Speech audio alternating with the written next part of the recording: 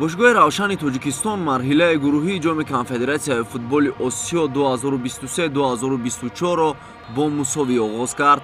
Дар доираи бозиҳои даври аввали марҳилаи гурӯҳии ҷоми Конфедератсияи футболи Осиё дар гурӯҳи И бошгоҳи равшани Тоҷикистон бо тими Марви Туркманистон рақобат кард.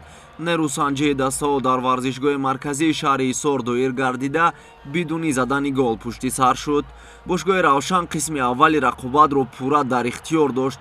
онҳо зуд бо ҳуҷумҳои пайдарпайи хеш хатти ҳимояи рақибро рахна мекарданд ва дар назди дарвозаи онҳо ҳолатҳои хатарнокро созмон медоданд.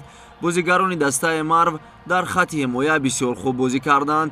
онҳо ба ҳама гуна ҳуҷумҳои шогирдони Тоҳир Муъминов омода буданд ва намегузоштанд ҷониби дарвозаашон зарба зананд. ин тим аз зидди ҳамлаҳо ва ҳолатҳои стандартӣ истифода мекард.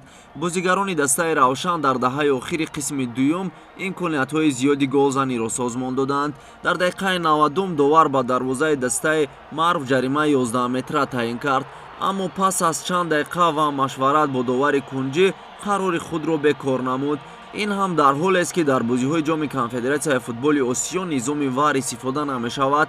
пас аз ин қарори ғайриинтизори довар низ бозигарони равшан як ҳолати бисёр мусоиди голзаниро аз даст доданд. бо ҳамин тартиб дастаҳои равшани Тоҷикистон ва Марви Туркманистон дар оғози бозиҳои марҳилаи гурӯҳии ҷоми Конфедератсияи футболи Осиё соҳиби як имтиёзӣ шуданд.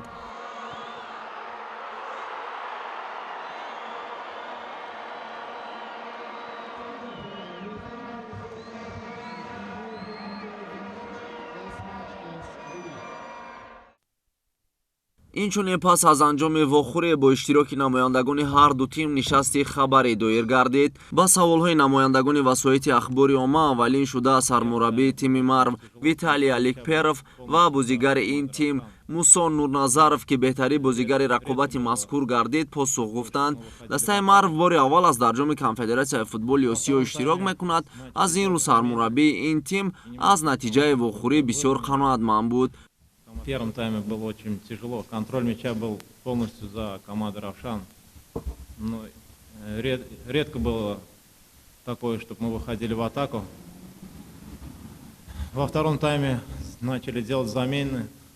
И немножко команда уже выровняла. Команда Равшан. Были и у нас атаки. Да, правда, в конце вот этот пенальти на последних минутах. А так команда, я считаю, полностью выложилась. Мы играли на выезде. Я считаю, результат достойный. беҳтарин бозигари дидори мазкур Мусо Нурназаров дар навбати худ қайд кард ки рақобат дар назди мухлисони сершумори дастаи равшан бисёр мушкил буд, аммо ба ин нигоҳ накарда онҳо тавонистанд дар оғози ҷоми Конфедератсияи футболи Осиё соҳиби як имтиёз шаванд.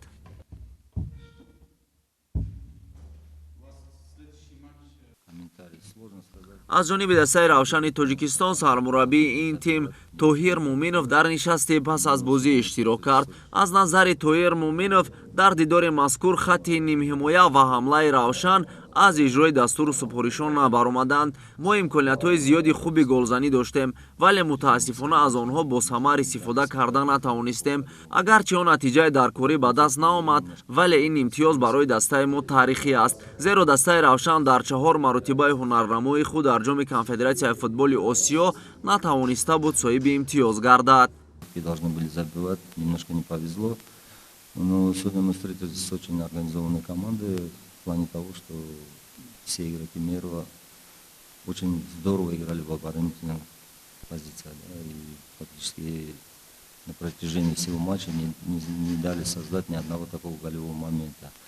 Только в концовке игры немножко команда раскрылась, видимо, подустала, и у нас имели 2-3 момента, когда мы должны забивать.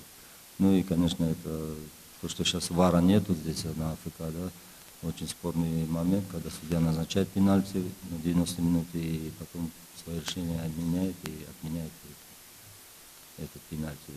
Так скажу, что, во-первых, Равшан впервые в истории своей взял очко. ёдовар мешавем ки бозии навбатии худро дастаи равшани Тоҷикистон санаи 5 октябр дар сафар муқобили дастаи Алтинасири Туркманистон доир мекунад.